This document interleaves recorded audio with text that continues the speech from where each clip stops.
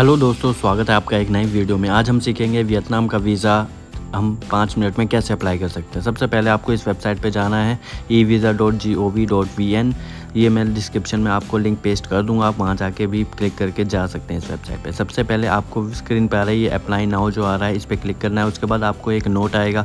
Note आने के बाद आपको सबसे लास्ट में जाना है। ये जो कॉलम आ रहे हैं, इन दोनों कॉलम पे क्लिक करके आपको नेक्स्ट कर देना है। नेक्स्ट करने के बाद वो आपको डिफरेंट इंटरफेस पे लेके जाएगा, जहाँ पे आपको अपनी फ़ोटो, सबसे पहले आपको अपनी फ़ोटो भरनी पड़ेगी, जो कि वाइट बैकग्राउंड के साथ ही होनी चाहिए, जैसे कि आप इंस्ट्रक्शन में पढ़ पा रहे हैं। आप अपनी फ़ोटो अपलोड कर देंगे। उसके बाद आपको अपनी पासपोर्ट की फ़ोटो अपलोड करनी है, जो कि नीचे आ रहा होगा, जैसे आप यहाँ देख पा रहे हैं। पासपोर्ट की फ़ोटो अपलोड करनी है, जो कि 2 MB से ज़्यादा नहीं होनी चाहिए। पासपोर्ट अपलोड करने के बाद आपको फिर अपनी पर्सनल इन्फॉर्मेशन फिल करनी है, जैसे सरनेम आपको फिल करना है। जैसे मैं अपना सरनेम यहाँ पे फिल करूँगा, तो यहाँ पे सरनेम मेरा हो गया फॉर एग्जांपल कुमार, तो मैं यहाँ कुमार फिल कर दूँगा, KUMAR। उसके बाद मैं अपने फर्स्ट नेम पे आ जाऊँगा। जैसे मेरा नाम गगन है, तो मैं गगन फिल कर दूँगा। यहाँ पे अपनी आपको डेट ऑफ बर्थ भरनी है। यहाँ पे सेक्स में आपको मेल फिल करना है। नेशनैलिटी, जैसे मैं इंडियन हूँ तो मैं इंडिया भर दूँगा। यहाँ पे आपके पास ड्रॉप डाउन आ जाएगा, आप टाइप कर सकते हो आप जो भी कंट्री से बिलोंग करते हो। उसके बाद मैं अपना डेट ऑफ बर्थ भी फिल कर देता हूँ। मेरी डेट ऑफ बर्थ है 6 नवंबर 1997। मैं अपनी डेट ऑफ बर्थ फिल कर देता हूँ यहाँ पे। उसके बाद मैं थोड़ा नीचे जाऊँगा तो मेरे आइडेंटिटी कार्ड मांगता है। आप यहाँ पे आईडी नंबर भर सकते हैं, कुछ भी जो भी आईडी का नंबर है, जैसे आप पासपोर्ट नंबर भी यहाँ पे फिल कर सकते हैं। अब मैं हिंदू रिलीजन से बिलोंग करता हूँ, तो मैं यहाँ पे हिंदू फिल कर लूँगा। हिंदू फिल करने के बाद मेरा प्लेस ऑफ बर्थ आप डाल सकते हैं। अभी मैं यहाँ पे ब्लैंक छोड़ रहा हूँ, आप अपनी ईमेल आईडी डाल सकते हैं। फिर उसके बाद ये 3 जो कॉलम आ रहे हैं, आपको यहाँ पे तीनों में नो करना है, अगर आप इन तीनों में एलिजिबल नहीं होते हैं तो।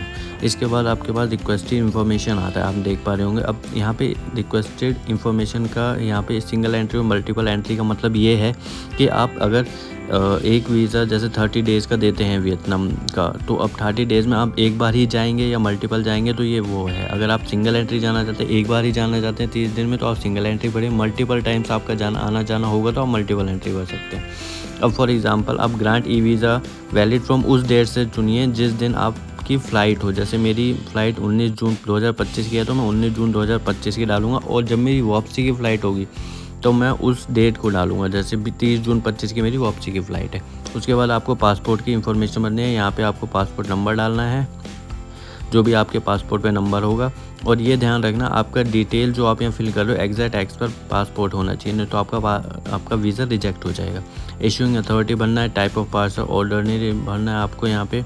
अब डेट ऑफ इशू आप अपने पासपोर्ट पे देख सकते हो कौन सा आपका पासपोर्ट का डेट ऑफ इशू है।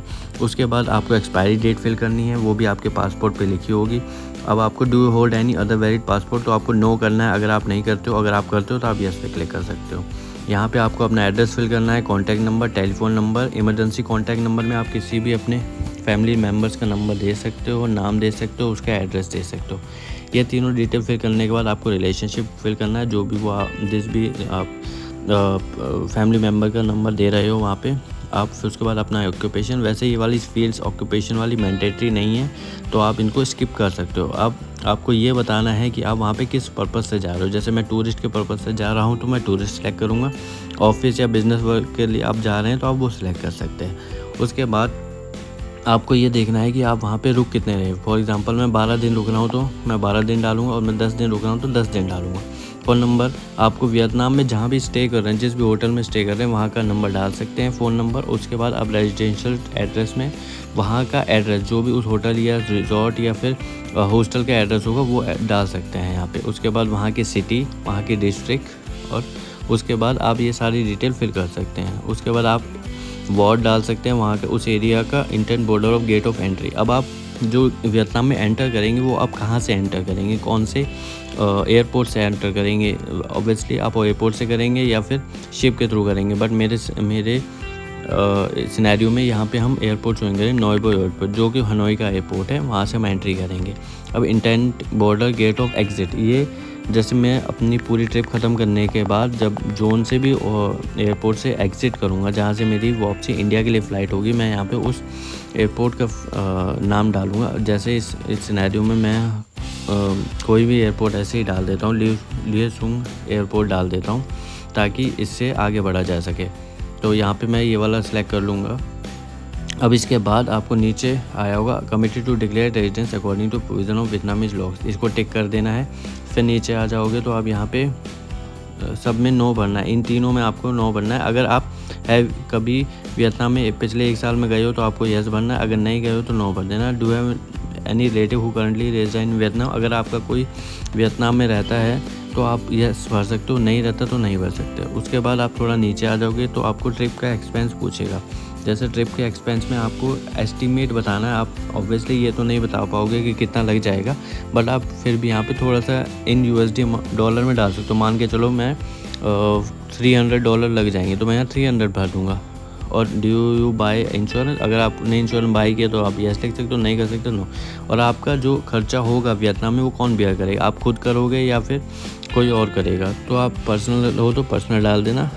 पेमेंट मेथड आप कैसे किस तरीके की पेमेंट्स करोगे वियतनाम में, तो मैं कैश प्रेफर करता हूँ तो मैं कैश ही करूँगा, तो मैंने कैश सेलेक्ट कर दिया। जब भी आप डिटेल सारी भर लोगे तो आपको सबमिट का ऑप्शन आएगा और उसके बाद वो आपको पेमेंट गेटवे पे ले जाएगा। पेमेंट गेटवे पे ले जाने के बाद 3100 रुपये कुछ आपकी वीज़ा की फ़ीस लगेगी। वीज़ा की फ़ीस भरने के बाद आपका वो रिव्यू करेंगे एप्लीकेशन को। रिव्यू करने के बाद 3 से 4 दिन में आपका वीज़ा आपके पास आ जाएगा।